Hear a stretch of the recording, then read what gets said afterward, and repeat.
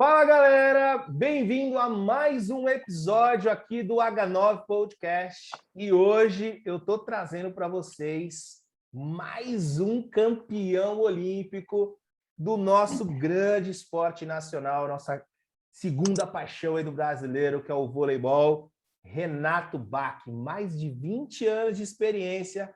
Espera aí, olha, assiste tudo, meu amigo, que esse cara vai ter muito conteúdo, muita coisa boa para trazer para a gente. Segura aí que o podcast promete.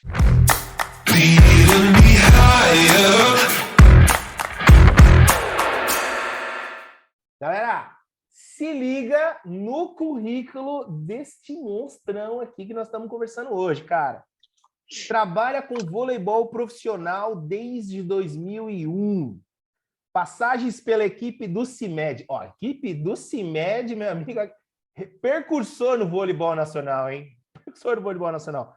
Seleção portuguesa masculina, Panathinaikos da Grécia, Taubaté, títulos com clube, 5 vezes campeão da Superliga, campeão sul-americano, campeão da Copa do Brasil, 3 vezes campeão da Supercopa, preparador físico da seleção brasileira desde 2013, campeão olímpico pela seleção em 2016, 5 vezes campeão sul-americano, 2 vezes campeão da Copa dos Campeões, campeões da Copa do Mundo. Rapaz, cansei, hein? 5 vezes campeão, vice-campeão mundial e 4 vezes vice-campeão da Liga Mundial. Meu amigo Renato, obrigado por ter aceito esse convite, por conversar com a gente aqui um pouquinho, cara. Incrível, hein? Fala, pessoal, bom dia. Bom dia, Vitor. Obrigado aí pelo convite. Espero contribuir o máximo com vocês. Enfim, vamos lá. Só atirar que eu estou aqui para responder. Show! Cara, ó, Renatão, o objetivo nosso aqui, cara, é traçar essa jornada do herói, entendeu? Quem era o Renato antes, quando o Renato ingressando no mundo profissional, Renato durante e o que o Renato quer para o futuro aí dentro da nossa área, beleza? Renatão, fala para nós um pouquinho aí, cara, como é que foi o processo, por que educação física e como, quando você decidiu educação física, fala um pouquinho desse processo aí da faculdade. Bom, vamos lá. Eu acho bacana conversar sobre isso, porque como em tudo na vida, a gente se baseia usa certas referências para traçar nossos caminhos, né? Comigo não foi diferente. Enfim, estava ali no colégio, sempre tive essa vontade de fazer educação física, sempre foi uma área que me seduzia, assim, vamos dizer. Só que eu sou filho de minha mãe professora na USP de língua e literatura árabe, meu pai professor de matemática, empresário na época, trabalhando com informática, meu irmão mais velho na Poli, meu outro irmão fazendo medicina, e aí de repente uma família de um monte de gente brilhante, eu resolvi chegar lá e falar que ia fazer educação física. Foi uma bela foi um baita de uma, acho que muita gente se identifica com isso, foi um baita de um baque na família, né? E minha mãe me apoiou muito, meu pai mais prático e realista veio querer me antecipar as dificuldades que eu ia ter. Realmente ele tem razão sobre o que ele falava, só que existe uma questão de prazer e enfim, de que eu confio que a gente tem que fazer o que gosta, estudar o que gosta, e a gente vai ser melhor nisso. Mesmo assim, eu titubeei e prestei arquitetura no Mackenzie, administração na PUC e esporte na USP. Arquitetura no Mackenzie, passei na primeira fase, antes de fazer a segunda fase, desisti. É uma área também que eu gostava, tal, enfim, gosto até hoje. Administração na PUC eu entrei em esporte na USP e administração na PUC. Comecei a fazer as duas faculdades, a PUC era de noite e a USP integral. E foi começou a ficar bem complicado, tal. Enfim, aliás, as duas coisas, eu estava perdendo muita coisa na USP por causa disso, assim. E aí, uns 3 meses nessa rotina, eu resolvi, falei, não, nada a ver, vou parar com a administração e vou embora. E fiquei só na USP. E nunca tinha trabalhado com vôlei. Eu jogava vôlei pela faculdade, jogava, enfim, mas eu trabalhava com futsal. A minha área ali durante a faculdade, enfim, era com futsal. E aí a minha história no vôlei, ela começou de uma forma muito aleatória, assim, muito do acaso, né? Eu trabalhava com futsal numa faculdade. Todo mundo sabe que em São Paulo o esporte universitário é muito forte. Enfim, eu comecei, mesmo não formado, eu era técnico de alguns times universitários que jogavam campeonatos universitários e tal. E eu trabalhava na faculdade de medicina da ABC. Tinha uma namorada que fazia fisioterapia e era estagiária da prefeitura de São Bernardo, na parte esportiva, de fisioterapia esportiva. Nessa época, um time de voleibol do Minas Tênis Clube, um time fortíssimo, tinha 3 jogadoras olímpicas, tal, tinham acabado de voltar de Sydney, isso era em 2000, isso foi em 2000. Enfim, estava jogando o Campeonato Paulista por São Bernardo. E eu cheguei, um dia choveu muito, e eu tinha me combinado de me encontrar com essa minha ex-namorada em Santo André. Ela era de lá, eu estava trabalhando ali e tal, e, enfim, até que choveu muito, eu falei, quer saber, eu vou esperar ela lá no ginásio. Eu entrei no Poliesportivo de São Bernardo, estava tendo treino lá de vôlei, fiquei ali num canto assistindo, na arquibancada. De repente ela sai, pô, tudo bem, então você quer, me cumprimentou, e eu, por acaso, estava sentado do lado do preparador físico do time, desse time de voleibol. E aí ela me apresentou para ele, o Cris. Hoje o Cris é preparador físico do Marcelo Melo e do Bruno. Ai, meu Deus, Bruno. Campeão de tênis, né, os 2 duplistas lá. Enfim, me apresentou para o Cris, do nada. Lembra que eu te falei? Teu namorado que está na USP, tal, está estudando esporte. Aí comecei a bater papo. E ele, na época, pô, que legal, não sei o quê, eu sou de BH, estou aqui por causa do time. Na época, a internet, o meio de busca de informação era através das bibliotecas, né? Uhum. E aí ele até comentou, puta, queria muito conhecer a biblioteca da USP e tal, que é muito boa, e é mesmo, né? E sempre foi referência. Na época vinha gente do Brasil todo para estudar ali. E aí, enfim, eu fiz amizade com ele, levei ele para conhecer e tal, levei nos laboratórios, tinha alguns professores que em comum, que eram colegas dele e tal, enfim, e fizeram uma amizade ali. No fim dessa semana ele falou, cara, eu volto sempre para BH, você não tem vontade de fazer um estágio aqui comigo? E quando eu estiver em BH, 2, 3 dias aí, você acompanha as meninas aqui no treino, só, né, para eu ter uma referência de alguém da área. Eu falei, pô, legal, tá. E, enfim, fiz esse estágio. Foram 2 meses e meio ali com eles, e foi a minha entrada no vôlei, né? Quando acabou, o time voltou para BH para jogar a Superliga, e eu, enfim, acabou, e vou voltar para casa, né? Vou voltar para o esporte o futsal, tal, normal. Uma jogadora, na época, Karen Rodrigues, ela era casada com o fisioterapeuta da Seleção Brasileira de Vôlei, feminina, que era a CT do Bernardinho, né? E essa CT era a mesma CT do Rexona, que era o time do Sesc Rio hoje, que na época era o Rexona em Curitiba. Lembro. E aí ele falou, cara, não sai do esporte, pô, você mandou bem aí e tal, por que você não faz um estágio com o pessoal da seleção? Eles são super bacanas, tal. E meu marido é fisioterapeuta da comissão técnica ali. Eles tinham acabado de voltar de Sydney com bronze e tal. E, enfim, pegou meu telefone e aí, enfim, o Fiapo, que era o fisioterapeuta na época, me ligou um dia do nada. Eu nunca me esqueço, 7 de dezembro de 2000.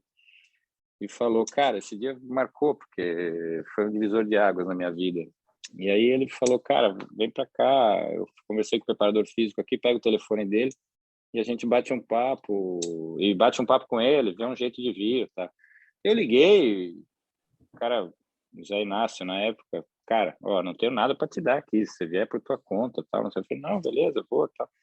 Aí arranjei um hotelzinho no centro, lá em Curitiba, minha mãe me deu uma força com as passagens, fui de VASP na época, finada VASP, enfim, fiz esse estágio lá de 2 semanas, acabei ficando mais uma, fiquei 3, e assim, incrivelmente, para mim, uma surpresa enorme. Volto, tal, quando eu volto para São Paulo, estou tocando minha vida, um dia o Zé Inácio me liga e fala, cara, ó, a gente vai jogar em São Caetano, vai lá assistir pra gente bater um papo. Eu falei, fechado, vou, tal. Aí fui. E aí, nessa conversa, ele falou, ó, a gente está indo da seleção feminina para a seleção masculina. E eu preciso de um assistente, cara. Você não quer ser meu assistente? Caraca, que E animal. eu cheguei e falei, velho, porra, quero muito, mas eu nunca trabalhei com vôlei. Eu fiz um estágio lá, fiz um estágio contigo e é isso. Você acha que eu tô né? Porra, lógico, tá? O Bernardo também apoiou, você se deu super bem com a nossa comissão técnica aqui, acho que tem tudo a ver, teu momento, eu tava me formando naquele ano já. Uhum. E aí foi isso, a partir de março de 2001, a seleção se apresentou e eu comecei como assistente dele lá no Rio de Janeiro. Enfim, claro que no início muito no suporte somente.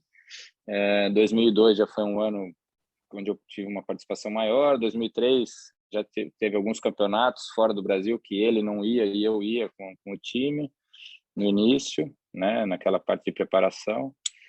E a minha trajetória começou assim. Em 2004 eu fui para trabalhar num time de voleibol em Brasília,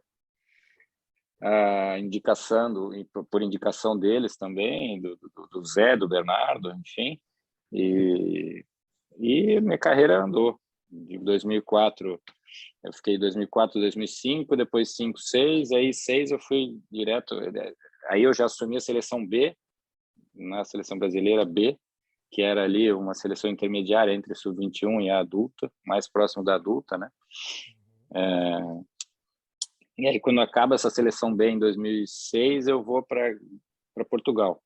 Um assistente do Bernardo foi convidado para ser técnico da seleção portuguesa e eu fui para Portugal como preparador físico dele. Quando acaba a temporada em Portugal, ele já tinha fechado um contrato na Grécia, no Panathinaikos, e me levou junto também. Acabou essa temporada, quando eu estou voltando para o Brasil, o Bernardo me liga e me convida, me dá falou, cara, a CIMED está precisando de preparador físico, e a CIMED, na época, era a seleção B. Era a Que eu base da tinha seleção, trabalhado um ano praticamente, antes. né? Exatamente. Tem tudo a Bruninho, ver, Lucão, tal. só esse time, Bruninho, cara. Lucão, Éder, Thiago, É. exatamente. Vários caras que estavam ali naquele grupo com quem eu já tinha trabalhado. E a ideia foi bem essa. Ele falou, cara, esse time da CIMED, a nossa ideia é que seja uma seleção B permanente. Então tem tudo a ver, você que já trabalhou com eles, trabalha dentro da nossa linha aqui, continuar com eles, tal. E foi a decisão mais certa da minha vida. Porque, pô, fomos tricampeão brasileiro em sequência, e, enfim, me deu a oportunidade de estar com esses caras desde o início, né? Enfim, aí em 2013, em 2012 esse time acaba, em 2013 o Bernardo, o preparador físico da seleção, sai, o Zé Inácio, daquele com quem eu tinha iniciado Uhum. tudo, e aí o Bernardo me convida para assumir a seleção em 2013, né? E com muitos desses jogadores que já tinham estado comigo na CIMED como protagonistas já na seleção adulta.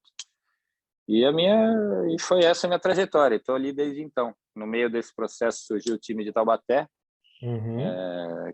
com o Renan já em 2018. E hoje o time de Taubaté acabou, mudou para Natal. E eu Uhum. hoje presto uma consultoria só. Eu vou uma vez por mês para lá, passo uma semana, convite do Weber, né, que é o treinador agora, que foi o treinador ano passado de Taubaté e Uhum. agora de Natal. E, enfim, eu não podia continuar em seleção em clube por questões pessoais, então eu Uhum. fechei com eles uma consultoria apenas tem o preparador físico lá e eu vou passo uma semana por mês lá discutindo as coisas e dando um suporte para eles, né, da melhor maneira que eu posso. E hoje você está no E é Guarulhos? isso. Não. E hoje eu tô só na Só a seleção e seleção. nesse time Show. de Natal. Show. Deixa eu perguntar uma coisa, Renatão. Nesse período, né, que você estava entrando ali como assistente e tal, quais que foram as suas referências na questão do tipo do que estudar, o que você buscou naquela época em termos de estudo, conhecimento acadêmico? Como é que foi? Cara, eu dei muita sorte. Eu tinha em 2004 entrado na pós da Escola Paulista de Medicina e de Fisiologia. Antigo CEF. E exatamente, no Eu fui do CEF. CEF também, legal. Minha turma E foi a não pude. última do CEF, cara. Foi a última do CEF. Sério? Foi a última. E É, depois eu desvinculou. fiz. Aí virou Eu fiz Cefit. um ano e tive que largar, porque eu tive que ir eu tive o convite para ir para Brasília, enfim, essa foi uma questão que sempre andou na minha vida, assim, sempre foi muito presente esse conflito entre conciliar a área acadêmica com a prática, né? E na época eu preferi me dedicar e ter essa oportunidade no time de Brasília, onde eu ia ser o preparador físico e tal, e eu tinha um monte de aluno personal em São Paulo na época, minha vida estava ok, estava estável, mas eu tinha que fazer esse teste, entendeu? Eu falei, cara, eu vou mudar de cidade, vou ganhar menos, vou sair da pós, mas eu preciso saber se eu vou trabalhar com vôlei ou não, entendeu? Eu precisava, graças a Deus, eu tomei essa atitude lá atrás, e, enfim. E um conselho que eu ouvi que foi muito interessante de um colega, minha mãe também como professora deu esse conselho que para mim foi muito válido, que você, cara, você acabou de se formar, você vai entrar numa pós imediatamente, você ainda não tem dúvida, né? E eu na época falei, cara, como assim? E hoje é bem isso, entendeu? É exatamente isso que eu percebo, entendeu? Eu tenho aí, como você falou, 20 anos de experiência no voleibol e a gente ainda tem dúvidas. Com certeza, uma pós, um pouquinho depois de se formar, eu acho mais válida, porque você já tem uma experiência prática que te traz dúvida. O que eu quero estudar? O que é a pulga atrás da orelha, entendeu? Que a pós vai te ajudar a tirar, né? Com certeza. Então, assim, e foi uma decisão que eu tomei, enfim, cara, depois eu continuo e vou lá atrás de dúvida. Uma vez, E... uma vez eu estava conversando com um amigo meu, né? A gente estava nesse debate, né?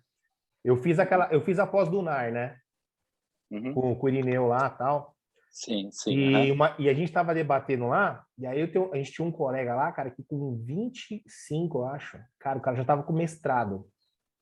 Com 25, o cara já estava com mestrado. E aí a gente estava numa roda ali, batendo um papo entre eu e outros colegas, e a gente estava falando, pô, eu defenderia tranquilamente tempo de formação mínima para cada tipo de especialização. Então, por exemplo, o cara terminou a graduação, o cara tem que ter vivido pelo menos, cara, um ano da pós-graduação para justamente isso que você falou agora.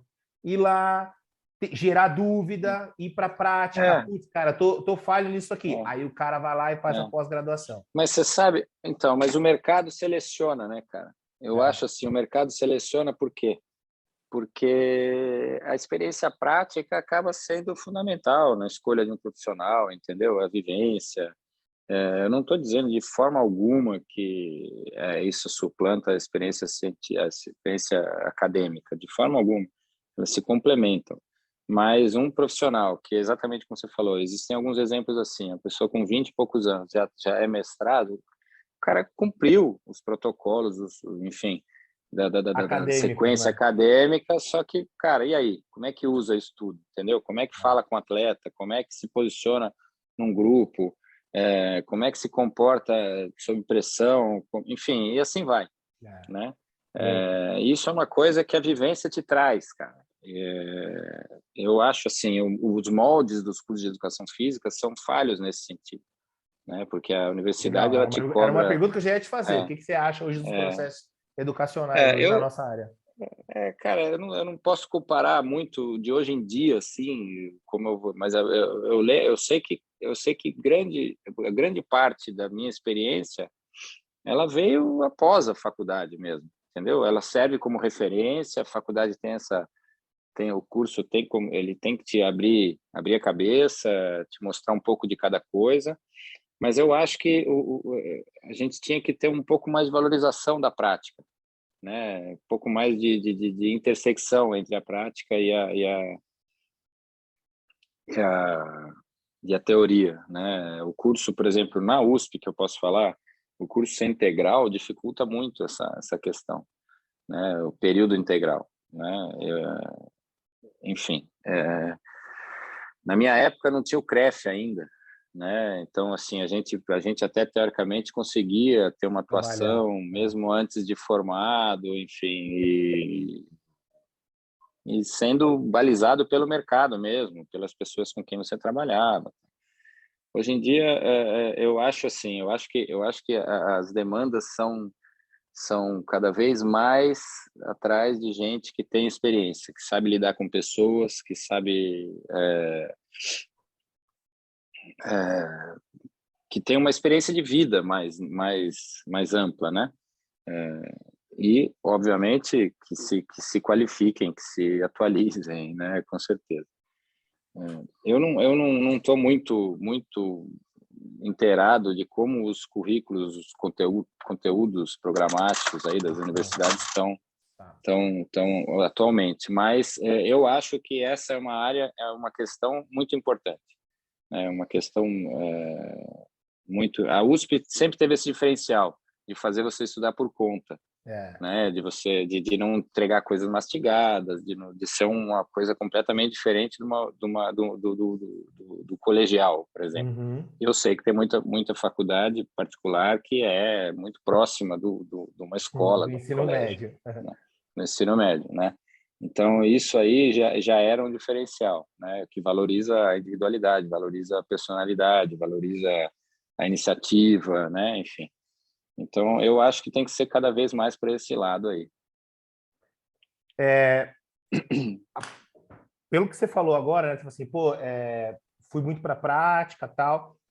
Dentro do que quando você começou a vivenciar mesmo ali, né? Você começou a atuar, começou a Uhum, trabalhar, começou a dar os treinos e tal.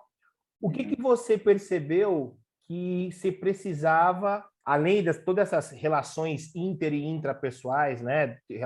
Relacionado ao desenvolvimento, Uhum. comportamento Ah, humano? você já tinha É, começado, você já tinha feito essa pergunta, o desculpa, que, me, que, que me você, falhou que, aqui. que você Eu buscou, tive assim, em uma, termos de eu tive muita sorte com essas duas pessoas que me foram meus orientadores aí nesses estágios, né? Porque eles foram caras que não me respondiam as coisas simplesmente mostrando, eles me davam algum capítulo para ler e depois a gente conversava.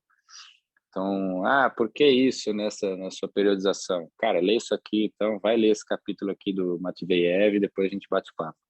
Vai ler esse artigo aqui e depois a gente bate papo. Um dia eu falei sobre pliometria com o Zé Inácio, ele chegou e falou, cara, beleza, lê isso. Aí me deu a tese de mestrado dele, falou, lê isso aqui e depois a gente conversa.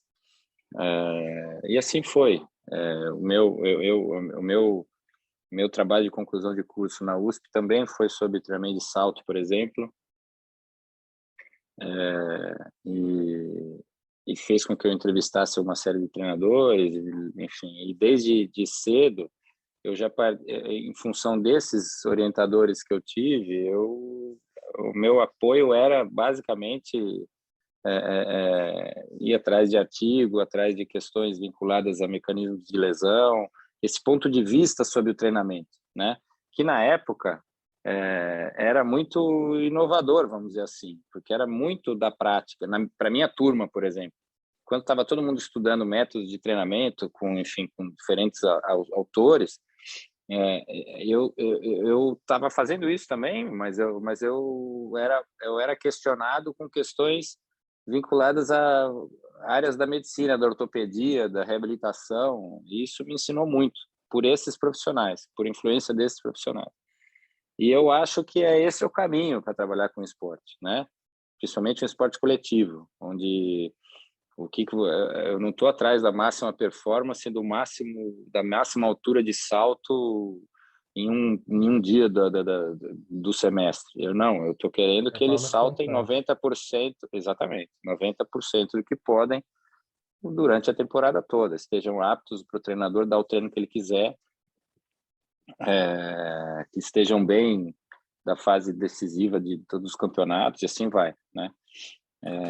Eu acho que esse é de grande diferença de uma equipe coletiva para um esporte individual, né?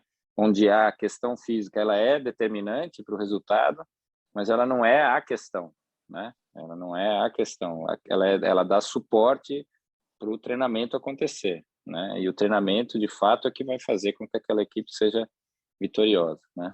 Ou seja, né, ter uma visão um pouco mais holística e não somente pensando em capacidade física, propriamente dita, claro, de que envolve a performance desse indivíduo como um todo. Claro, é isso aí, é isso aí. Cara, muito legal. Você está falando aqui de mentores, né? Vi mais um ponto. Eu tinha achado um ponto em comum entre a gente. Olha o filhote. Chegou aqui o Bruno. Filho, vai para lá um pouquinho. O papai está conversando. Vai, vamos lá. Desculpa aí. Pô, não, tranquilo, cara, tranquilo. Vi mais um ponto comum. Eu tinha encontrado um ponto comum aqui, que em 2004, 2006, você trabalhou com o professor Milton Serra. Miltinho, porra, Pô, Miltinho é um grande foi amigo. Professor da faculdade, cara. Ele me deu aula na faculdade. Miltinho é um cara fantástico. Virou um grande amigo. Foi uma oportunidade que depois esse time de Brasília veio jogar o Paulista para o São Bernardo também. Tá em São Bernardo esse ainda. time com quem eu... E aí ele foi assistente do William, que era o técnico, e aí, enfim, criou essa amizade entre nós. Foi meu professor na graduação, cara. Que legal. O Milton é um cara que tinha que estar na prática aí, tinha que estar no esporte, tinha que estar colocado em alguma equipe. Eu acho que é um cara que tinha muito a contribuir. Legal. Cara, você comentou, né, de alguns momentos que foram momentos importantes na sua vida. Dentro desses momentos que você percebeu que as coisas foram trilhando, qual que foi o primeiro momento que você falou assim, cara, as coisas estão dando certo? Que você parou para refletir, você falou assim, cara, tá dando certo. Que momento foi esse? Esse momento foi quando eu tive o convite do Chico dos Santos, que para mim é um dos caras mais fantásticos, os mais intuitivos, enfim, dos treinadores mais completos que eu já conheci. Me convidou para trabalhar na seleção portuguesa com ele. Aí foi a guinada mesmo, onde eu tive que largar tudo e, bom, é com isso que eu vou trabalhar, vou mudar de país. Eu estava noivo na época, tive que tomar essa decisão pessoal mais difícil também. Enfim,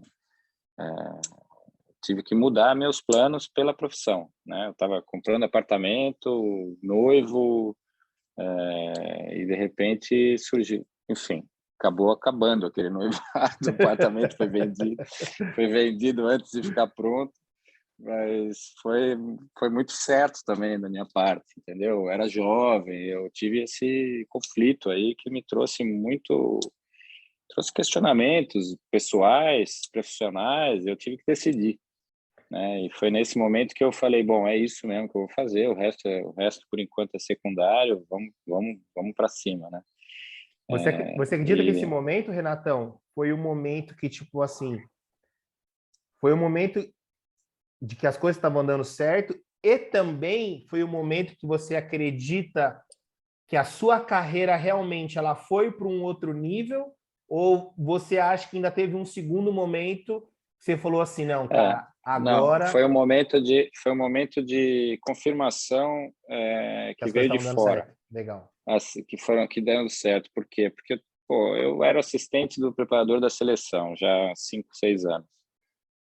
Já estava como técnico, preparador físico da seleção B. De repente, e eu trabalhava lá em Brasília já há 2 anos, né, com uma equipe legal, uma equipe, enfim, de alto nível e com uma equipe técnica muito boa também. Quando me vem um convite do assistente da seleção para fazer que está buscando uma carreira solo, não como assistente do Bernardo, e o apoio de todo mundo, eu falei, bom, beleza, acho que eu estou no mercado já, né? ficou claro isso.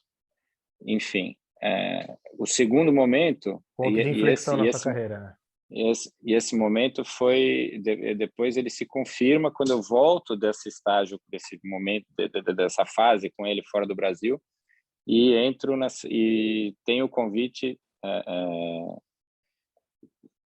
do Renan para ir, do Renan e do Bernardo. O Renan era o diretor do time da CIMED, o Bernardo na época era o técnico, como eu contei, da seleção brasileira. Quando eu volto para o Brasil e eles falam, cara, vem para a CIMED, né? Para esse projeto macro aí da seleção brasileira que tem como uma raizinha nesse time da CIMED de Floripa. E aí eu mudo para Floripa, enfim, e essa foi uma confirmação dessa fase. O que você falou sobre realmente, cara, acho que eu até agora fui muito bem, foi quando eu fui convidado para ir para a seleção brasileira, Ali né, que foi é o um ponto outro de estágio. inflexão. É como se tudo começasse de novo, Entendi. entendeu? Tipo, por quê? Porque, bom, beleza, ó, já sou tricampeão brasileiro, já sou campeão sul-americano, tive experiências fora do Brasil em equipes muito fortes, tive uma experiência numa equipe, uma seleção de outro país, já joguei Champions League, cara, minha carreira já era bem completa e eu era bem novo, entendeu?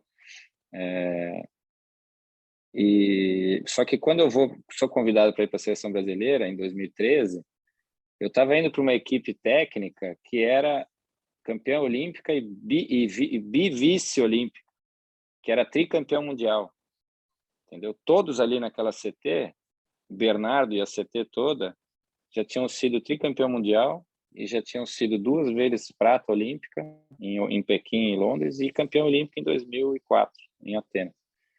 E eu chego ali, cara, o estagiário lá o moleque de 2000 tá voltando para assumir aquela cadeira ali. Então ali é como se tudo tivesse começado de novo, cara. E foi um momento de dedicação absurda, assim, né? Porque é uma confirmação da confiança que eles tinham depositado em mim, né? E vou te falar que, cara, até o Mundial de 2014 foi um momento onde, cara, isso foi uma imersão minha, né? Imersão mesmo. 2014 a gente teve 2013, que foi um ano muito bom. 2014 a gente foi vice-campeão mundial. E aí, enfim, eu sinto que eu só me relaxei de fato quando a gente foi campeão olímpico em 2016, né? Realmente isso aí foi o momento na minha vida onde, tipo, cara, nunca imaginei que isso pudesse acontecer na minha vida, nem nos melhores sonhos isso passou na minha cabeça. Um orgulho absurdo, um alívio muito maior, tá? Isso é um fato, cara. Estamos falando aqui sobre questões muito pessoais e tal, Uhum. mas assim, quando a gente foi campeão olímpico em 2016, cara, o meu alívio ele suplantava a alegria na primeira semana. Passou uma semana que eu comecei a falar, puta, meu, nem comemorei direito, cara. Cara, a gente foi campeão no Rio, meu filho tinha 1 ano. No primeiro voo do dia seguinte, às 7 da manhã, eu estava dentro do avião, voltei para Floripa, peguei meu filho, minha ex-mulher foi para o trabalho e vida normal. E eu fiquei ali com aquela bomba na cabeça, com o moleque no colo, que é tudo que eu queria, entendeu? Quando passou uma semana que eu comecei a perceber O que aconteceu? que, caraca, velho, fomos campeão olímpico. Nem comemorei, como assim, cara, né? Que é isso, né, cara? Nem vi meus amigos lá de faculdade, a galera tudo mandando mensagem. Nem Uhum. vi minha família em São Paulo, pô, que loucura, tal, enfim. Porque é exatamente isso, assim, a pressão é tão grande e a pressão que eu colocava em mim mesmo, né, cara? Então, sabe, a expectativa, a pressão, aquela querer tanto também, enfim. Eu só fui perceber isso um pouco depois. Quando o Renan entra na seleção em 2017 e me convida para continuar com ele, Uhum. eu vou te falar que eu, desde então, já foi um ciclo olímpico, desde então, esse ciclo foi muito mais leve dentro de mim, assim, Por que que você acha que... Cara, porque eu já tinha vivido tudo aquilo pelo menos uma vez, entendeu? Eu Aham. já estava indo para o meu segundo mundial, já estava indo para a quinta Liga Mundial, que virou VNL, né? Uhum. A segunda Olimpíada, ela é muito diferente da primeira, né? E eu garanto que a gente não teve um resultado, a gente ficou em quarto lugar na Olimpíada de Tóquio agora, Uhum. cara, eu era o preparador físico nas duas, e eu tenho certeza, e eu posso provar isso em números, que a gente está muito melhor preparado para essa Olimpíada. O time chega muito mais redondo, mais maduro, mais coeso, enfim, fisicamente mais inteiro, é, nenhuma lesão Essa que eu ia falar, crônica, nenhuma lesão crônica, né? entendeu? Nem nada assim que a gente tivesse que levar durante a competição, né? Um atleta só que teve um problema no fim da VNL, que se arrastou até a Olimpíada, mas foi uma decisão nossa de levá-lo, enfim.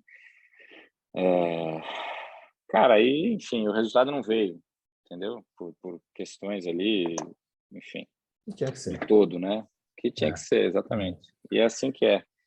Cara, pode falar. Não, é isso, é assim. E o que sobre essa questão da carreira é isso, assim, os grandes trigger points aí da minha trajetória foram esses, entendeu? A ida para a ida para a Grécia.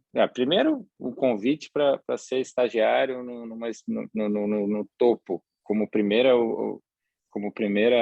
oportunidade profissional. Depois, em seguida, essa ida para a Europa a trabalho, né? E depois o convite para a seleção brasileira. Assim, isso realmente foram os três pontos assim na minha carreira, né? Cara, para a gente finalizar esse bloco, cara, o que você gostaria de saber naquela época que hoje você sabe, mas o que você gostaria de saber lá atrás, quando você começou a carreira? Pensando e analisando tudo que eu aprendi até hoje, e aí você fala assim, Uhum. cara, acho que se eu tivesse talvez recebido esse conselho ou essa orientação, as coisas até poderiam ter sido diferentes. Se tem Perfeito. Essa alguma pergunta é coisa. muito legal. Eu vejo uma imagem na minha cabeça quando você me pergunta isso. É muito interessante. Eu vou te falar assim uma coisa bacana que aconteceu comigo. Eu sempre fui um cara muito perfeccionista, assim. Sempre e eu não tenho problemas em mudar o rumo. Então, por exemplo, às vezes eu crio uma planilha de controle e fico maluco com aquilo e tentando, né, diariamente ali abastecendo aqui. De repente eu falo, cara, isso aqui não está me levando a nada. Pronto, joguei no lixo, vou para outra, faço outra e vou tentando achar formas de controle, formas de monitoramento do meu trabalho, tal. Então, eu sempre fui muito ansioso nisso, né, em fazer perfeitamente. O momento do meu treino é um momento seríssimo, é um momento que eu realmente não aceito menos dedicação do que eu pedi no dia, enfim, assim vai. E quando eu vou para a seleção brasileira, cara, eu fiquei neurótico com isso, mas muito neurótico, que eu queria que aquilo desse certo. Graças a Deus, a maioria do time já me conhecia, então ninguém me julgou por isso, então isso não me prejudicou, né? Mas, cara, houve um momento em 2015 onde a gente acaba de ter um revés ali. Eu estou em algum aeroporto do mundo, em algum lugar, eu vejo o Bernardinho sentado comendo um negócio no aeroporto, a gente estava esperando algum voo, não me lembro exatamente onde era, e eu cheguei. E o Bernardo é um cara onde ele lidera muito pelo exemplo, ele cobra absurdamente, é aquele chefe que te liga às 3 da manhã e você tem que estar pronto. É um cara absurdamente humano, absurdamente uma pessoa incrível, é um amigo de verdade que você tem no trabalho, porém é um cara que trabalha a trabalho, entendeu? É um cara que vamos fazer o que tem que fazer e paciência, custe o que custar, sempre. Então, só que ele não é uma pessoa de grandes feedbacks, não é um cara que chega e fala, legal, gostei desse teu treino, tal. Não, ele quer que você entregue ponto final e parte para o próximo objetivo, né? Só que isso na minha cabeça não era muito claro e tinha aquela insegurança natural de Será que tá qualquer dando um que certo? Será está. que não tá dando certo? E um dia eu chego para ele e falo, cara, por favor, na boa. Porque o que acontece quando você está numa equipe assim, você não é tão experiente? Você é qualquer coisa, cara. O cara A pisa num bala, né? buraco, torce o pé, você acha que a culpa é sua, entendeu? Você fica naquela. Eu acho que muita gente sente isso na Nossa, carreira. recentemente eu Né? estava passando um exercício para um aluno meu, cara, fazendo um zigue-zague, cara, tranquilo, sem nada. O cara foi lá e rompeu o tendão de Aquiles. Tipo, numa tomada. Você se Meu, culpa. já era, É, cara. Acabou comigo, cara. é, Eu fiquei umas duas é, semanas mal. Mas é mal, isso. mal. Toda vez que eu vou passar É esse isso. exercício, esse cara me vem na minha cabeça. Às vezes eu até deixo de fazer porque eu falo, não, É, o cara, alguém vai se é, machucar. Isso é é, verdade, cara. Vai lá, fala aí, desculpa aí, então, interrompi. aí não, imagina, nesse dia eu chego e falo, Bernardo, por favor, cara, é, eu preciso de um feedback seu. Eu, porra, né, o time estava indo, tava num ritmo de desempenho bom, mas ao mesmo tempo a gente estava batendo na trave, né, em alguns campeonatos, em algumas partidas, e eu chego e falo para ele, fui lá e me abri mesmo, falei, meu, preciso de uma resposta sua, tal, se é isso, se é aquilo, como é que você está vendo as coisas, tal. E ele chega e fala, cara, foi mal, estou preocupado com uma série de coisas, estou bem tranquilo em relação a isso, a esse departamento, você está indo bem. E não esquece de uma coisa, cara, quando eu te contratei para vir para esse time, eu, eu não tinha a menor dúvida que você ia dar conta do recado, então isso não me preocupa, né? E eu te contratei para você trabalhar, para você fazer o que você sabe fazer, o que eu sei que você sabe fazer. Então não é aqui que surgiu ali na minha, aqui que foi maravilhoso ter ouvido aquilo, porque, cara, eu não preciso chamar atenção, eu não preciso inventar a roda, eu não preciso ter a grande ideia, eu não preciso disso, cara, eu fazer o meu trabalho, que é isso que estava sendo esperado, né? E isso realmente me deu uma tranquilidade em vários momentos anteriores da minha carreira, se tivesse ouvido isso, eu ia ter sofrido menos, ia ter tido mais clareza nas ideias para botar as coisas em prática, né? Sem me preocupar com coisas que eu realmente não tinha que me preocupar.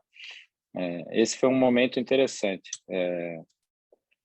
Então, assim, se eu pudesse dizer para mim mesmo lá atrás, é isso. Calma, lucidez, entendeu? Não se cobre tanto, faz o que você sabe que você tem que fazer, não fuja das suas convicções, entendeu? Eu nunca fugi, graças a Deus, mas é aquela segurança assim, cara, vai dar certo, vamos embora, toca o barco, Eu tô, né? eu tô Confia anotando que é aqui, isso viu, meu aí. irmão? Pode falar. É isso, é um pouco disso, assim. Essa foi uma história interessante que eu passei e que quando eu posso, eu acho assim, sobre outro assunto agora, mas eu já tive vários estagiários também que me tiveram como mentor, vamos dizer assim. Uhum. E uma coisa que eu prometi para mim mesmo, quando eu estava em Brasília, passando por momentos difíceis, no começo da minha carreira, que, cara, quando eu tiver a oportunidade de estar do outro lado, eu não posso fazer diferente, né? Então, eu costumo pensar nisso quando eu estou com alguém debaixo da minha asa, entendeu? Esse tipo de toque que eu recebi, eu já tento dar na primeira semana, entendeu?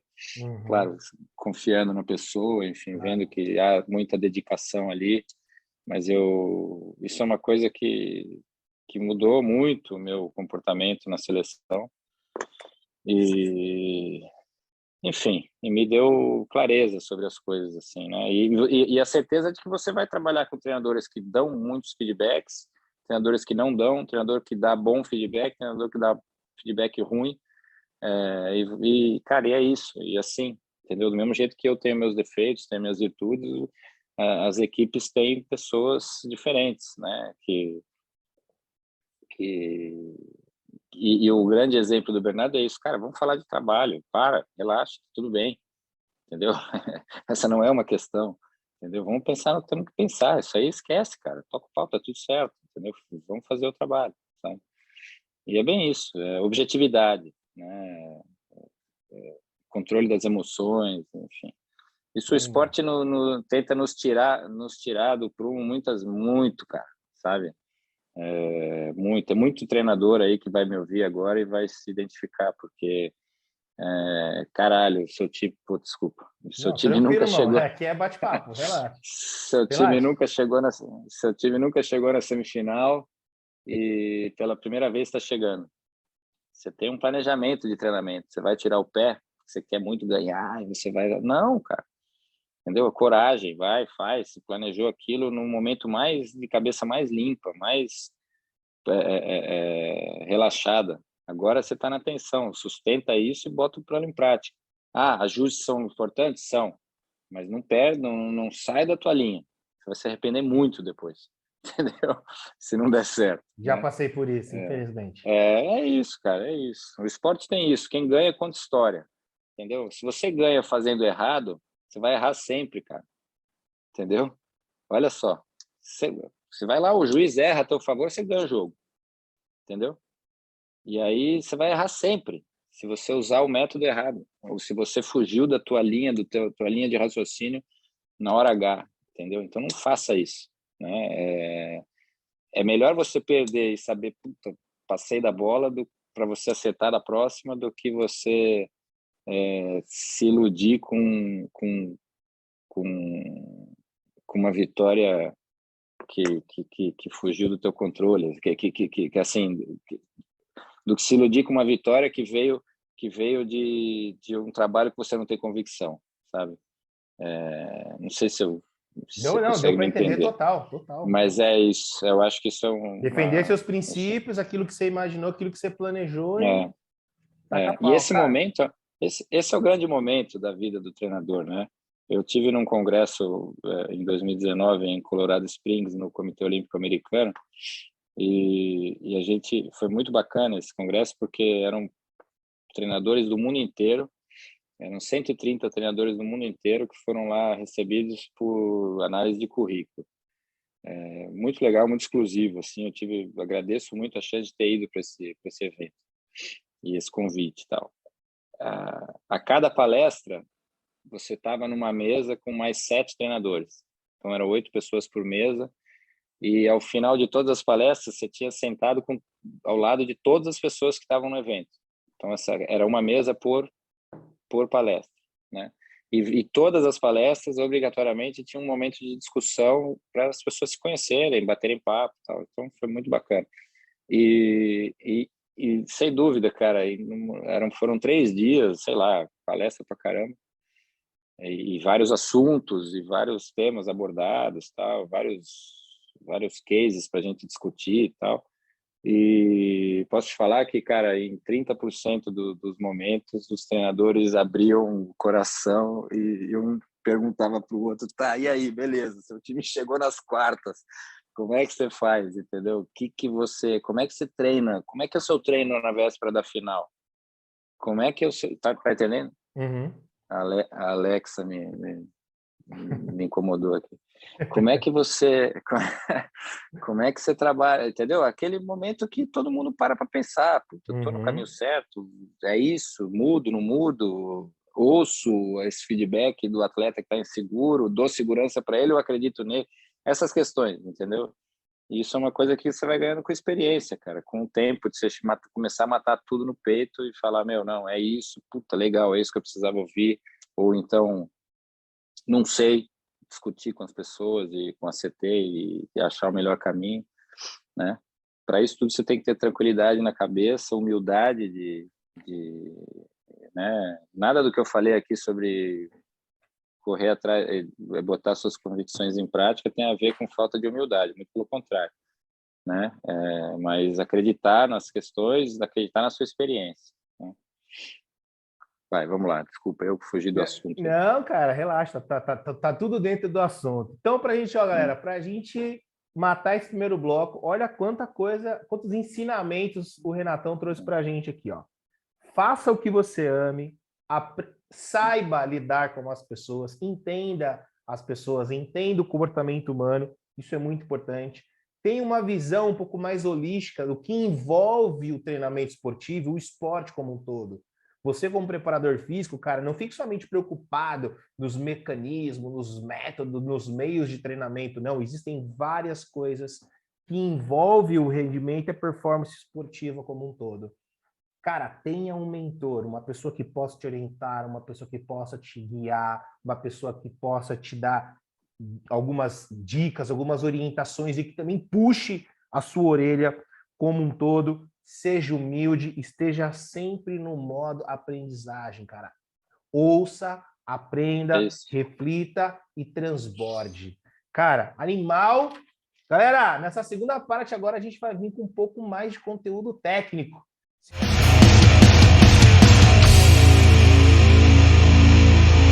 Muito bem, galera, vamos para a nossa segunda parte. Agora vamos para um conteúdo um pouco mais técnico, falando realmente sobre trabalho de preparação física.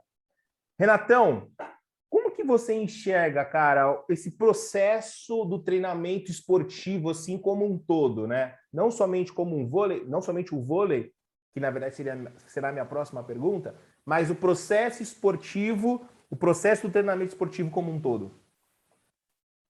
Cara, eu acho que cada vez mais, assim, eu não acho que já se findaram as pesquisas e as descobertas sobre processos fisiológicos e processos técnicos em relação ao treinamento. Mas eu acho que a cada vez menos a gente vai ver grandes inovações nesse sentido, grandes mudanças, né?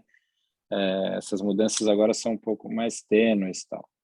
A maioria das descobertas e dos processos dos meios de treinamento, enfim, das crenças já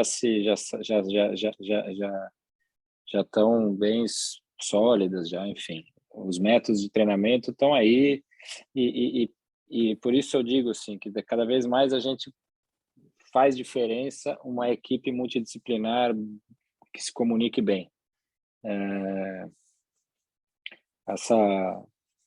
Esse para mim é a grande questão. Como que você vê esse trabalho multidisciplinar assim? Eu vejo que ele deve ser muito entrosado. Eu acho que numa comissão técnica dificilmente você vai achar alguém que tenha somente uma função específica. Ela é multifatorial, enfim, ela é cada vez mais colaborativa. Os atletas também mudaram muito de perfil. Hoje a informação ela é muito mais facilmente alcançável, está muito mais acessível. E isso gera interpretação, gera necessidade maior de feedback, necessita maior diálogo. Cada vez menos o treinamento ele é impositivo, ele é, enfim, um processo de dedicação mútua.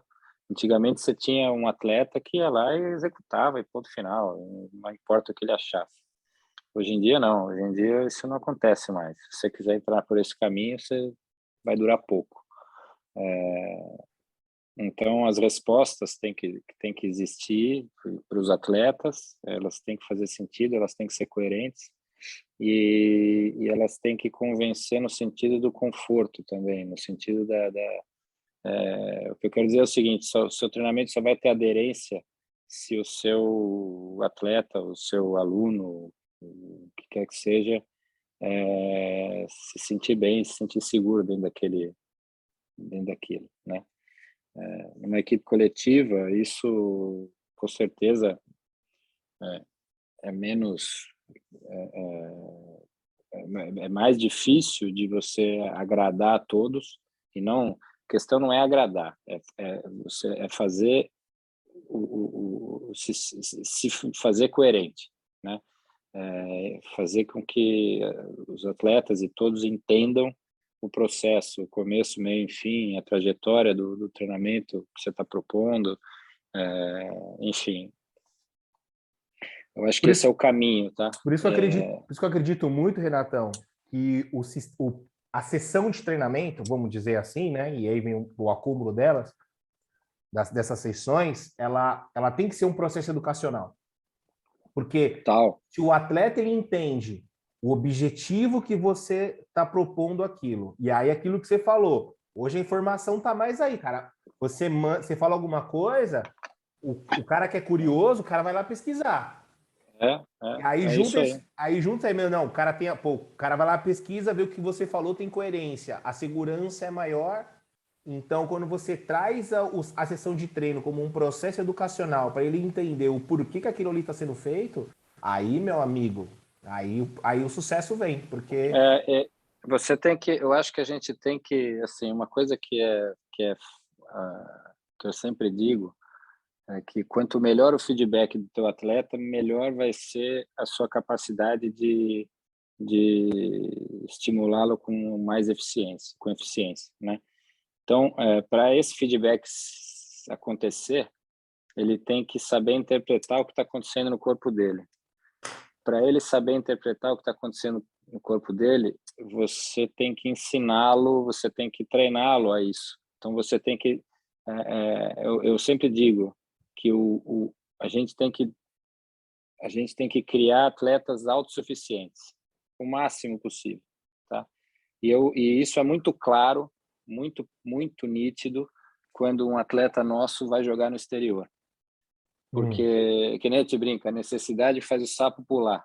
O cara tá aqui no Brasil, existe um certo controle, o atleta deixa um pouco de lado essa questão, ele larga, quando ele ganha confiança no treinamento, no treinador, ele larga o corpo e vai, entendeu? Mandou fazer, o cara vai lá e faz, ponto final, não se envolve muito.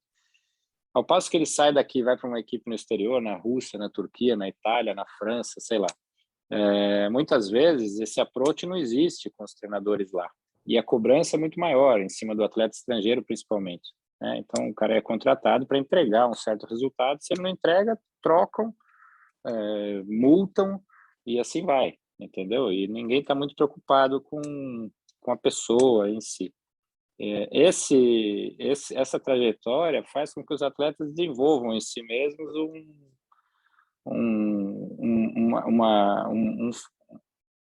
envolvimento maior com o treinamento, né? E uma autossuficiência também. Então, isso é um trabalho que que eu faço desde 2013, que é acompanhar os atletas que estão lá fora, e eu percebo isso nitidamente. Os caras que vão para lá, muitas vezes, quando a gente está... Eu acompanho todos eles, inclusive todo ano vou para a Europa, vou para onde for. Esse ano vou para a Rússia e para a Europa, em janeiro.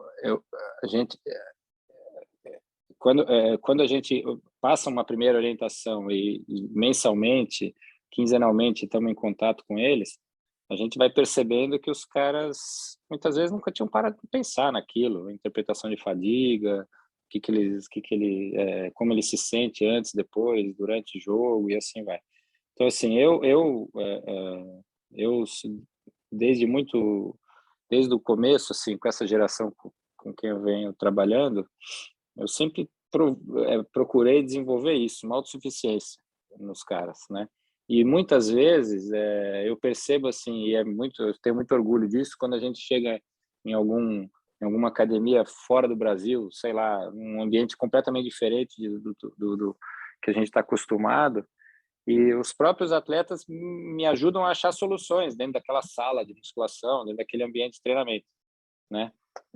Porque são coisas que a gente já fez no passado, muitas vezes eu não tive o estalo na hora, cara, o que você acha da gente fazer daquele jeito? Se eu adaptar isso aqui assim, assado, não dá a mesma coisa. Então, assim,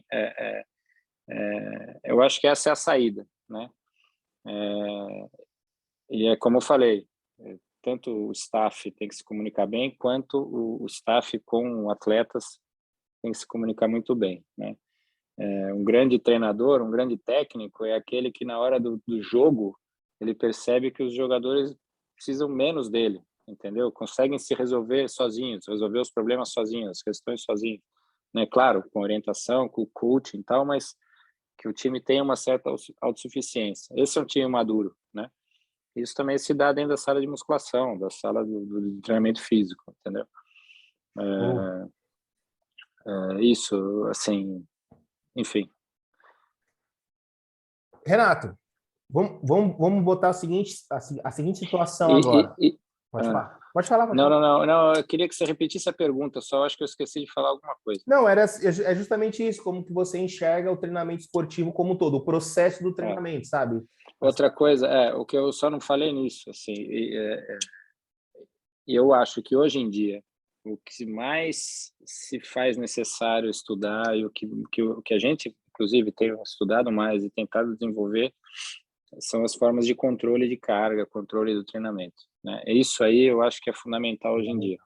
A gente já extraiu quase todo tipo de estratégia de treinamento possível, né? Isso nunca um ano é igual ao outro, nunca uma equipe de treinamento se dá da mesma forma. Isso está sempre mudando e o que a gente nota é que quanto maior a nossa capacidade de controle das cargas, interpretação das cargas, das suas repercussões, melhor o treinamento fica, mais aderência tem, menor o número de lesões e assim vai, né? Isso é É controle isso de que eu carga queria. é fundamental no processo. Controle de carga, que é uma coisa recente, por mais que, né, é uma coisa recente dentro da nossa rotina aí. Inclusive, o meu TCC lá no NAR foi sobre controle de carga. Eu controlei carga de atleta à distância, que nem você falou, né? Assessoria online, e a gente fazia alguns controles ali com parâmetros indiretos ali, psicossomáticos, e a gente ia controlando isso, principalmente TQR e PSE, para ver como é que está a prontidão para o treinamento. Agora, Renatão, vamos pensar o seguinte: a pessoa está começando a trabalhar com vôlei agora. O cara está iniciando no trabalho, iniciando num projeto esportivo aí com vôlei.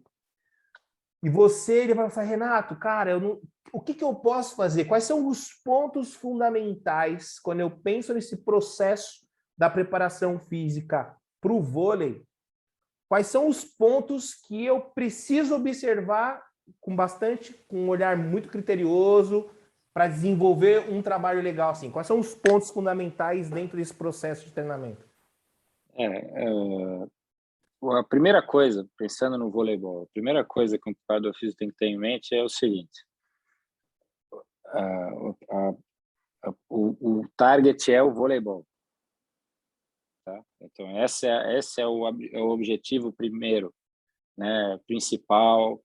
Tudo tem que girar em torno disso, né?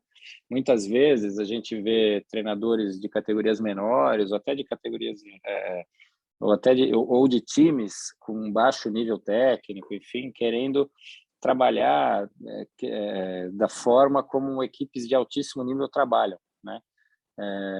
Isso para mim é uma confusão enorme, assim. Muitas vezes o treinador pensa na preparação física independente da questão técnica. Muitas vezes, por exemplo, como eu mesmo disse, numa seleção olímpica, a gente tem que identificar que a questão técnica ela é primordial, a questão física também mas existe diferenças entre as necessidades de atleta para atleta. Tem atleta que precisa se desenvolver mais na questão técnica e tem atleta que precisa se desenvolver mais na questão física. Num time de nível inferior, é muito importante que o preparador físico não incorra assim, na confusão de eu vou trabalhar, fazer aquela progressão de força, potência, pliometria, enfim, aquela coisa by the book, independente do time que ele está trabalhando, entendeu? Se é o que eu falei, num time de altíssimo nível, a gente não pensa em fazer o cara saltar o máximo possível de altura, de alcance, né? Numa equipe menor, isso ainda é menos presente ainda. O atleta, ou seja, o objetivo da preparação física é completamente outro. Tá muito mais próximo daquele garoto ou garota aguentar uma carga de treinamento mais alta, mais frequente, do que em atingir picos de performance, entendeu? Por quê? Porque ele precisa aprender a jogar vôlei, ele precisa repetir trilhões de vezes. Eu preciso fazer ele dar mais de 1.000 manchetes por semana, em vez de fazer ele alcançar uma certa altura, enfim. Então é isso. Um dos primeiros pontos é esse, assim, identificar qual é o objetivo da sua equipe, qual é o objetivo do seu grupo de atletas, em que momento eles estão, onde vocês estão e para onde vocês estão querendo ir, né? Esse é um ponto primordial, na minha opinião. Entender qual é o seu papel ali, né? E como que você vê o seu papel como preparador físico dentro de uma equipe? O papel do preparador físico é assim, ele, na minha opinião, como eu já comentei agora anteriormente, que um staff tem que ter uma comunicação muito boa. O preparador físico ele está no meio de todas as áreas, né? Então assim ele está entre o departamento médico, fisioterapia médicos e os assistentes técnicos, e o treinador principal, porque todas as questões envolvem questões físicas, né? Assim como o fisioterapeuta está muito próximo da gente, né? Então, assim, o treinamento, o preparador físico, ele tem que estar muito próximo dos assistentes técnicos. Por quê? Os assistentes que dão os treinamentos ali de fundamento por fundamento, os treinamentos deles são repetitivos e implicam em demandas físicas, né? Que vão entrar na conta total daquela carga, daquele esforço semanal, enfim, diário. O head coach ali, o treinador principal, que trabalha mais com os treinos táticos, enfim, e está de olho em tudo, e está também tentando interpretar as cargas todas, também está diretamente, na hora de montar uma programação, está o tempo todo em contato com o preparador físico. Ele tem que ter ele tem que confiar nessa interpretação do preparador físico, nessa leitura. O fisioterapeuta e o médico, em qualquer processo de recuperação ou de profilaxia ou de treinamento mesmo, enfim, quando eles identificam algum desequilíbrio, algum processo que possa estar gerando alguma lesão em longo prazo, eles vêm ao preparador físico para fazer uma mesclagem do trabalho físico, para fazer com que o treinamento físico tenha uma conotação também de preparação, de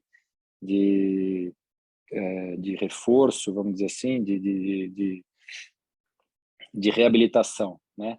Então, assim, o papel do preparador físico ele nunca está ali simplesmente somente na sua sessão de treino e deu. Não, jamais. Ele está envolvido em todas as áreas, né? Está envolvido na área também da supervisão da administrativa da equipe. Por quê? Porque a forma como a programação de viagens é feita, o tempo em trânsito, o tipo de hotel, se o hotel vai ter algum espaço para a gente fazer um trabalho, se a gente vai ter condição naquele lugar, se eu vou ter que achar um lugar durante a conexão para treinar, isso aí está totalmente envolvido, né?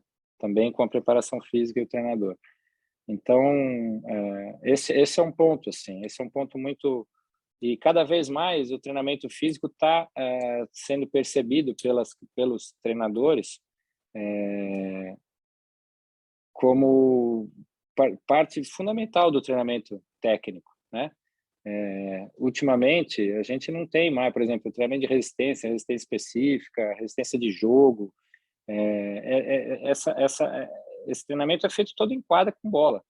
Então, se não há comunicação entre essas áreas, o trabalho não vai acontecer, né? Dificilmente, somente quando a gente, dependendo muito da situação, só em casos muito especiais, a gente tira um atleta da quadra e joga para uma esteira ou para uma pista ou para algum outro tipo de ambiente para treinamento de resistência, entendeu? Enfim, um pouco por aí, assim. Eu acho que tem que entender muito da modalidade, tá? Muito. Quando alguém me fala assim, pô, você já conquistou muita coisa nem no vôlei, aqui você já não pensa em futebol, cara, eu me sinto uma criança quando eu me aproximo do futebol ou de alguma outra modalidade. Eu acho que tem que ter muito conhecimento da modalidade para você não errar, entendeu? Claro, não é impossível, não acho que seja impossível. Já vi vários treinadores migrando de modalidade para modalidade e tal. Mas eu acho que esse entendimento ele tem que acontecer, é uma imersão de fato, né? Dentro desse contexto, né, do treinamento esportivo, principalmente, que é necessário um olhar diferente, né? O que você vê, assim, de tendência ou realidade dentro desse contexto do treinamento esportivo que hoje já acontece ou vem migrando, vem acontecendo. Porque quando você falou, né, da questão da capacidade física no esporte, já me veio na cabeça aqui, por exemplo, 3 gerações diferentes e como o vôlei mudou ao longo do tempo, né? Quando a gente pega, por exemplo, na seleção na época do Maurício, por exemplo, cara, era um vôlei mais lento. Você pega o Ricardinho, já começa um vôlei mais veloz. Você pega agora, estou falando assim, tirando como referência os levantadores, né? Quando você vê já agora Bruninho, putz, muita velocidade, muita potência, enfim. O que você vê hoje dentro desse trabalho da preparação como tendência futuro relacionada a treinamento ou já é uma realidade e de repente a galera não está se ligando? Eu acho que assim, desde a mudança da regra, que já faz um bom tempo que a regra mudou, do que passou a, né, não ter mais a vantagem, enfim, o jogo vem se acelerando, né? Então ele vem se acelerando e vem ficando mais potente, mais forte. Os atletas estão crescendo de tamanho, né? E tecnicamente o jogo vem aumentando de qualidade, né? A tecnologia da bola, ela mudou, ela é uma bola que dá mais controle, enfim, o jogo ele é cada vez mais rápido e mais técnico, né? Você pega aí os últimos medalhistas olímpicos, entre os três, a França e a Argentina, que são de voleibol técnico, não é um voleibol, não são atletas tão altos, mas são times um pouco mais baixos, mas que mantêm a bola no ar e são muito potentes, né? Muito entrosados, enfim. É um time de volume de defesa muito alto, tal. A Rússia mesmo, a mesma Rússia, gigante, times enormes, como Rússia, Sérvia, enfim, são times que evoluíram nesse sentido técnico, né? Você não vê mais aquele cara enorme que não sabe dar uma manchete. Esse cara não tem mais espaço no vôlei. O cara, beleza, ele ataca e bloqueia, mas se ele não fizer não fizer não participar coletivamente do jogo de uma maneira mais presente, não vai ter espaço, né? Eu acho que a tendência é muito essa. Os times todos, uma coisa que vem acontecendo, e eu presenciei isso, tá? Desde o início lá, quando eu era assistente daquela primeira geração que foi campeã olímpica de 2004, o Brasil treinava mais que todo mundo, mas muito mais, muito mais, entendeu? Treinamento de força durante uma competição era uma coisa que não acontecia, só o Brasil fazia. Treinamento da forma como o Brasil treinava, técnico, físico, durante a competição, isso não acontecia. Era muito raro você via jogador ou outro tendo uma abordagem desse tipo. Hoje não, hoje todo mundo treina muito, cara, e treina bem, entendeu? Todo mundo treina bem, o mundo inteiro está treinando melhor, né? Eu acho que aquela hegemonia que o Brasil teve, e aí eu arrisco dizer mesmo que o Brasil mudou um pouco a história do esporte, essa geração, esses 3 ciclos do Bernardo na seleção mudaram um Sem pouco dúvida. mudou o voleibol do mundo, né?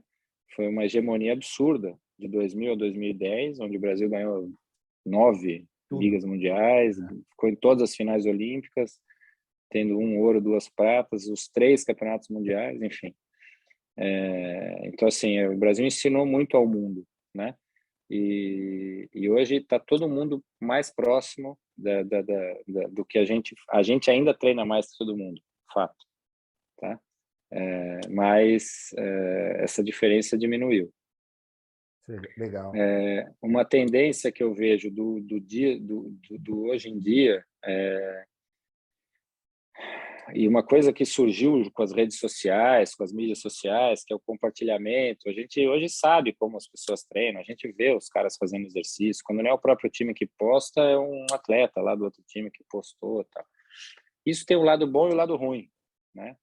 Porque da mesma forma como surgiram N materiais de treinamento, N questões, N formas, o treinamento funcional entrou, agora tudo é treinamento funcional, né?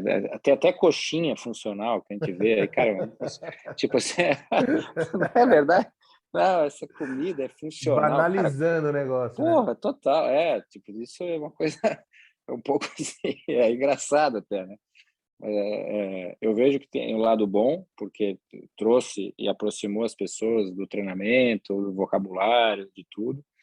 O lado ruim é que banalizou muita coisa, e mas o que eu tenho a dizer é o seguinte, é que a simplicidade é fundamental, né? A simplicidade, eu ainda acredito que o bem feito e simples e o tradicional funciona muito bem.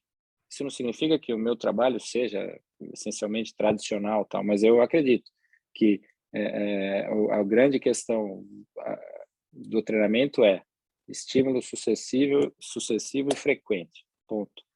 E coerência. Você ter coerência dentro do seu plano de trabalho, estimular com frequência, você vai ter resultado, né?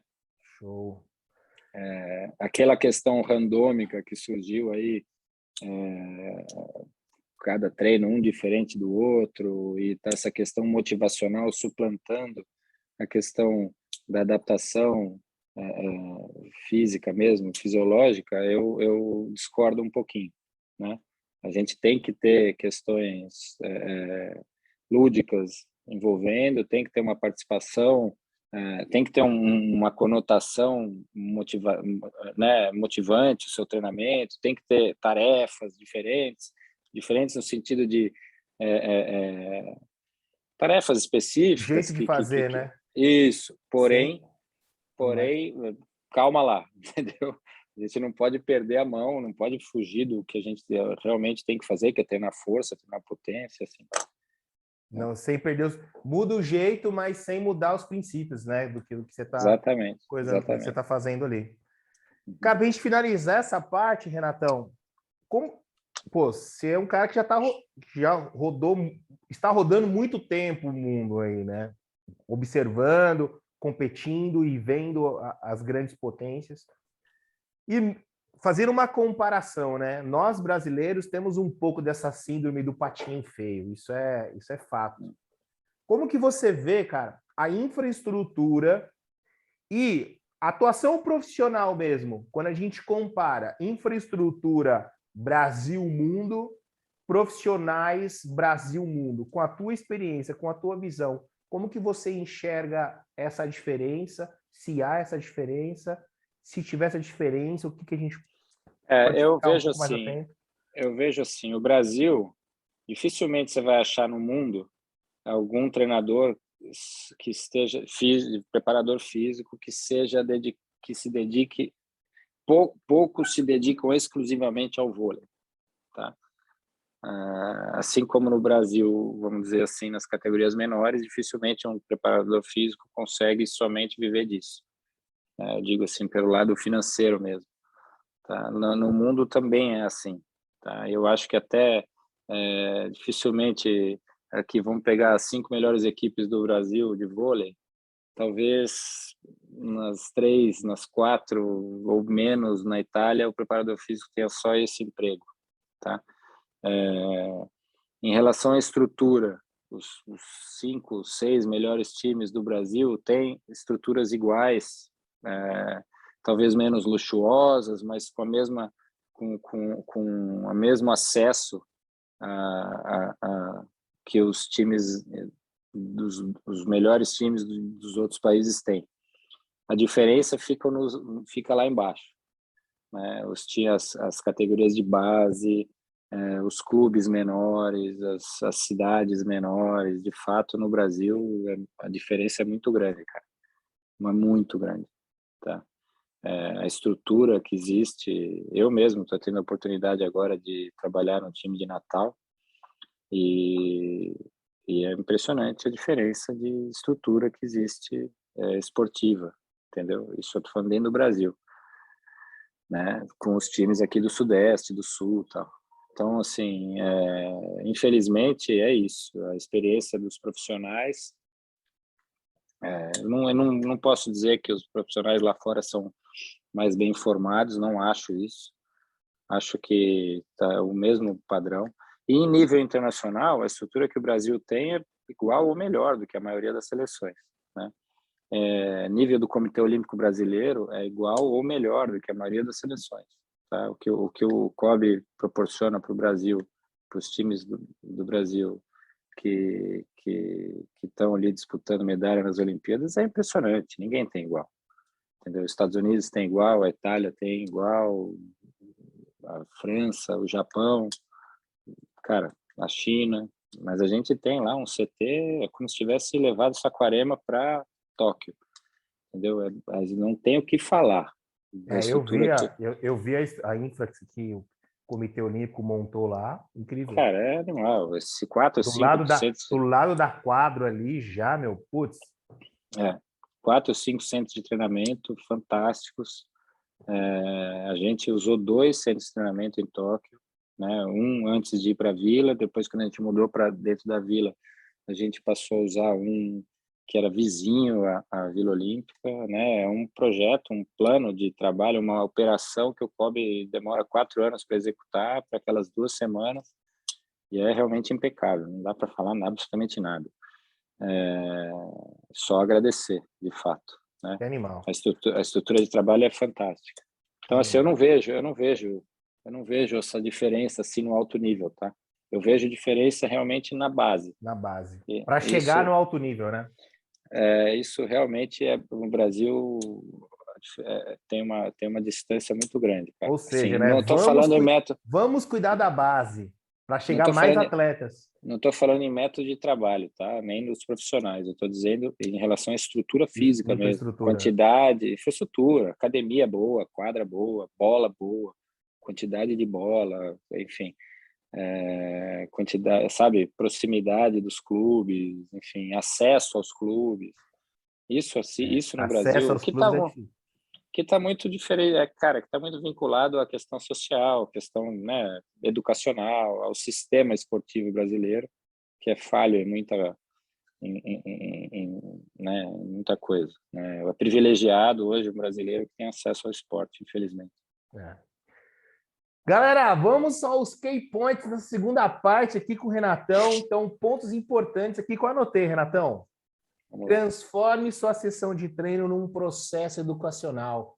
Com isso, você vai transformar o seu atleta num atleta autossuficiente, onde ele vai conseguir entender e comprar melhor aquilo que você está propondo para ele. Quando a gente pensa em preparação física específica para o vôlei, a gente tem que pensar o quê? Cara, conhecimento da modalidade. Muito importante. Calendário, estilo de competição, todos os aspectos que envolvem a modalidade específica, não somente da parte física, mas a visão como um todo. O papel do preparador físico é dar suporte para a parte técnica e não ser o grande protagonista. O protagonista é a modalidade. O preparador físico está ali para dar suporte para que esse atleta ele consiga realmente estar performando o tempo todo e apto para o técnico poder trabalhar. E outro ponto muito importante, estímulos sucessíveis e frequentes, com coerência. Cara, foi os key points que eu anotei aqui. É isso aí. Anotado os pontos importantes. E agora, no nosso último bloco, é um bate-bola aqui ao estilo de frente com o Gabi, mas assim, de frente com o Vitão. Vamos lá. Beleza, pessoal? Próximo bloco, de frente com o Vitão, com o Renato Bach.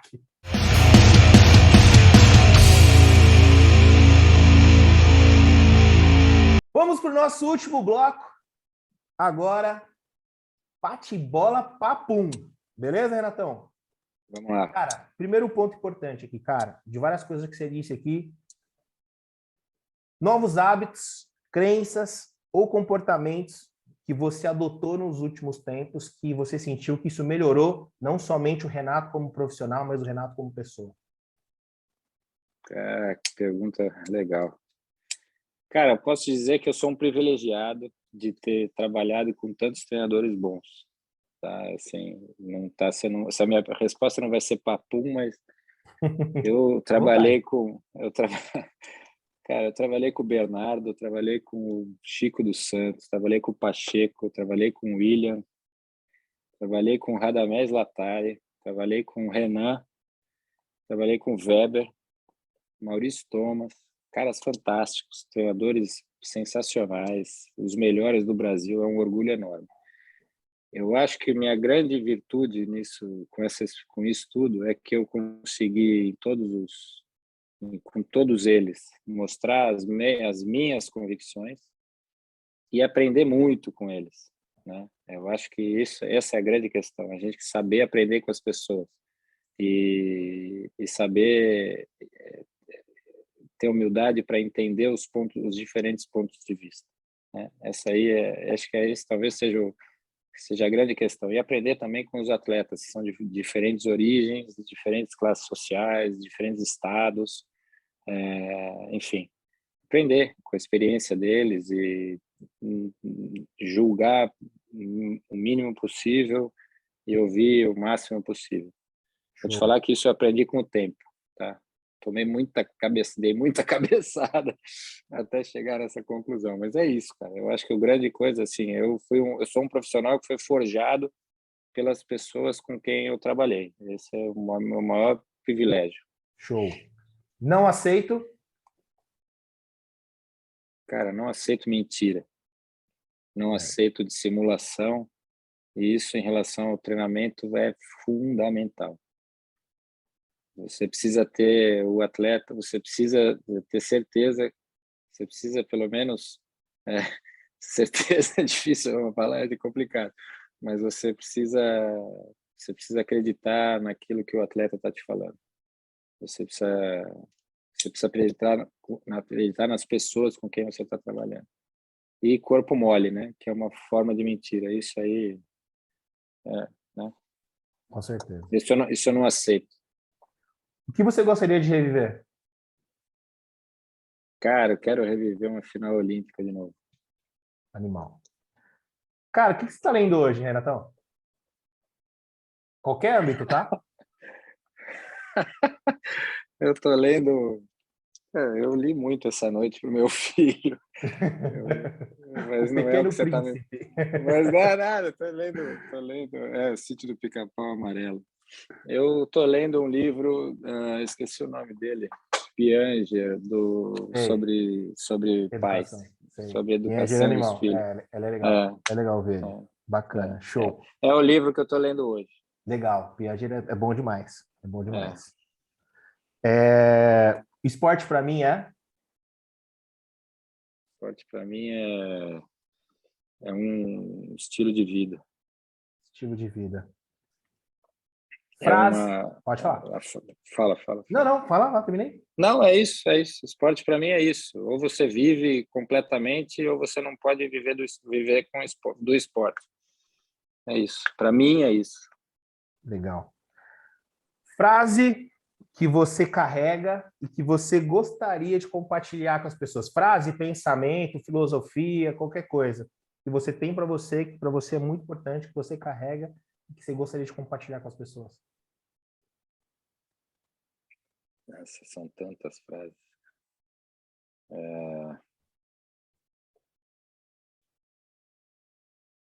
Putz, cara.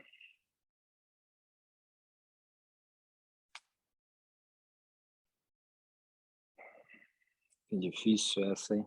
Posso passar para depois responder no final? Essa é a última. É a última. Essa é a última. Cara, sobre o treinamento, tem uma máxima que eu gosto sempre de dizer quando eu estou conversando com outros treinadores, que pensando em qualidade, a gente, né, querendo passar essa questão como fundamental, que o treinamento físico ele deve ser o mínimo possível, ele deve ser o menor possível. Isso não significa que é pouco, tá? É isso. Ou seja, ele tem que ser objetivo e ter o máximo de qualidade possível, né? Então, assim, a minha ideia é, você olha lá, o meu treino é extenso, a tarefa é complicada, ele é longo, enfim, mas tenha certeza que eu estou tentando fazer o mínimo possível, porque o meu foco é lá dentro da quadra, mas, enfim, isso aqui é necessário para a gente alcançar o que a gente tem que alcançar, né? Então, foco na qualidade, o mínimo possível, isso não significa de fato, de maneira nenhuma, que vai ser pouco, né? E uma outra frase que eu gosto sobre as pessoas, pode parecer um pouco pessimista, mas é isso, cara. Eu aprendi na minha vida que a gente deve valorizar as pessoas comuns, né? Eu aprendi que eu tenho uma frase que é muito boa, que é: conheça os seus ídolos e perca-os, né? Que a gente tem a gente tem esse hábito de endeusar as pessoas e de achar, né, de colocar em pedestais. E, enfim, eu aprendi na vida que os principais professores que eu tive, as principais pessoas se tornaram meus ídolos, né? Aqueles que aí você vai lá e conhece realmente a pessoa, você fala, puta, né, tudo isso, será? Mais ou menos, entendeu? Como pessoa, como tal. Então, assim, eu acho que a gente tem que ter cabeça boa, cabeça aberta, para não julgar nem para o bem, nem para o mal, principalmente, mas nem para o bem também, né? Assim, muitas vezes essas decepções detonam a gente, e quando você tem isso em mente, você sofre um pouco menos, né? E realmente, e pessoas comuns podem ser seus ídolos, entendeu? É isso. Show. Renatão, cara, obrigado por esse bate-papo. Bicho, aprendi muito Porra, aqui com você. eu que agradeço, eu agradeço demais, foi muito legal. Obrigado aí Gostei pela. bastante. Foi, cara, um puta bate-papo gostoso, muita aprendizagem. Eu tava com papel e caneta na mão, a galera que com certeza vai ter que ouvir esse podcast com papel e caneta na mão, porque, meu irmão, Legal, o cara. cara abriu a caixa aqui de ferramenta Legal, e soltou. legal. Senhores, Obrigado. Foi um muito prazer obrigado. enorme. Que isso, eu que agradeço, cara. E, tá Senhores, muito bom? obrigado. Próximo episódio da H9 Valeu. Podcast, aqui com o grande Renato Bach. Falou! Valeu. Obrigado, pessoal. Valeu.